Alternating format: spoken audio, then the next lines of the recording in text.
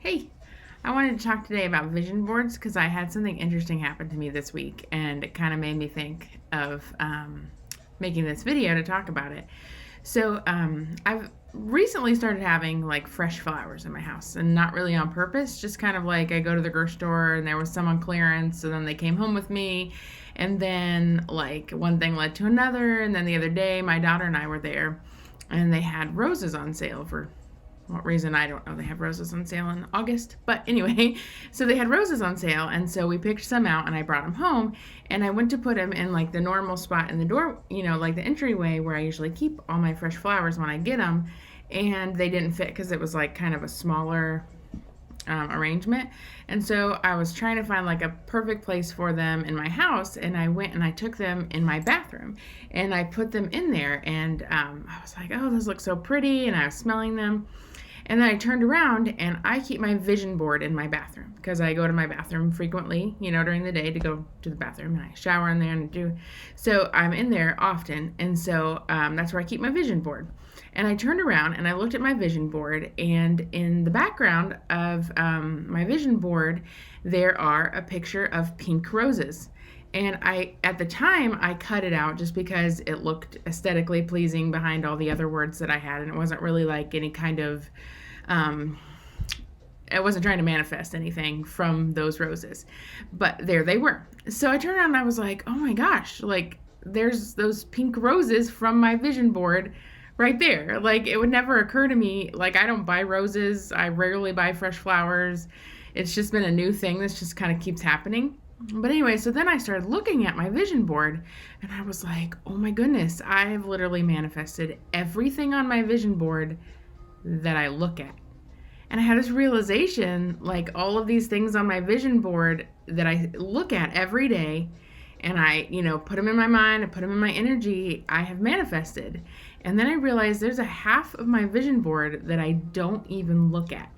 And so this is like a big aha moment for me because I realized like there's all these pictures of these things.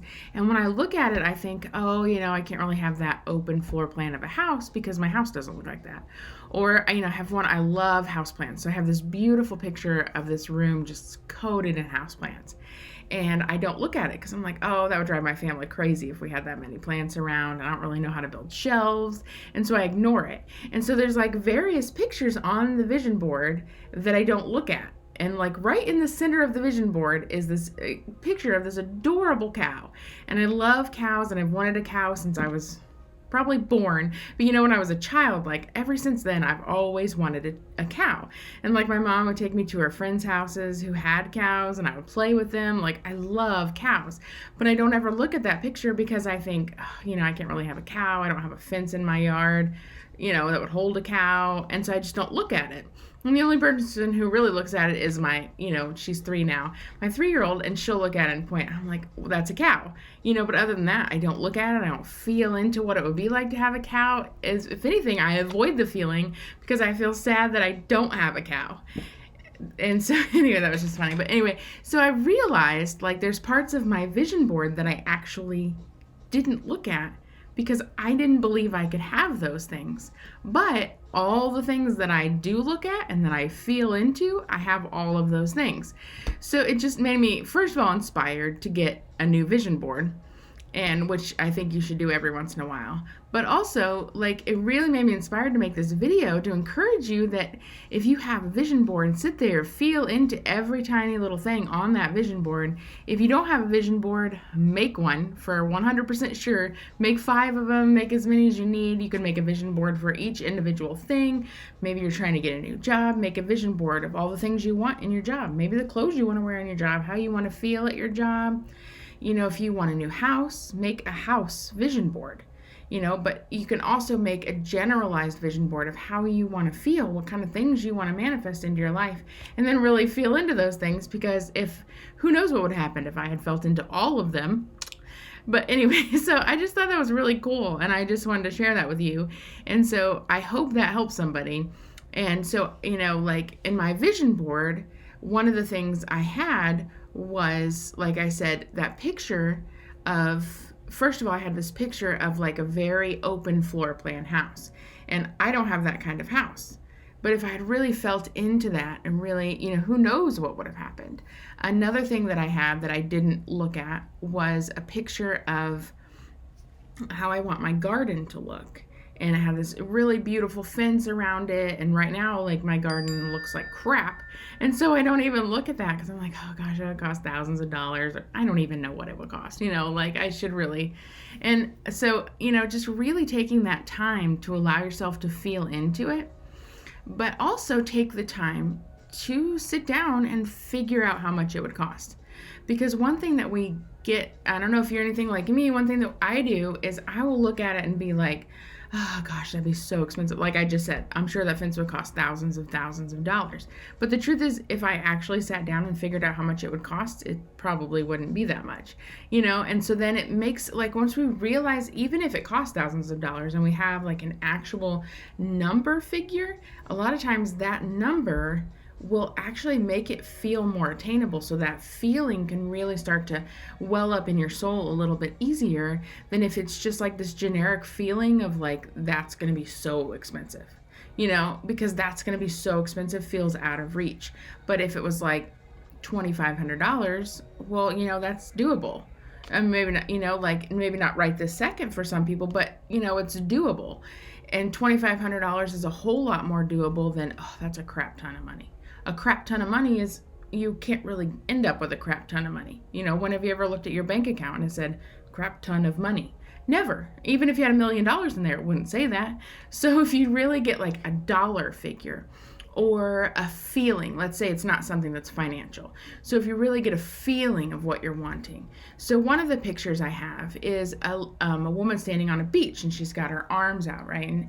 And that feeling, like I really like felt into that feeling. What I wanted to feel was that freedom and that connection to source and that complete oneness with God, where I was free of any burdens, any worries, and connected to nature and standing in the ocean, and that feeling of the ocean just washing away, any worries. And, in July I went to Florida and felt that feeling as I stood on the beach alone by myself. And, I didn't have brown hair or a black swimsuit or, any of that kind of thing, but I had the feeling that I wanted. And that was the feeling that I was focusing on. I wasn't focusing on manifesting that person's swimsuit. I was focusing on that feeling.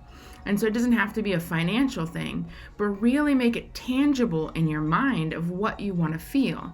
Like I say all the time, the things that we do for a feeling. No matter what it is, we do it for a feeling.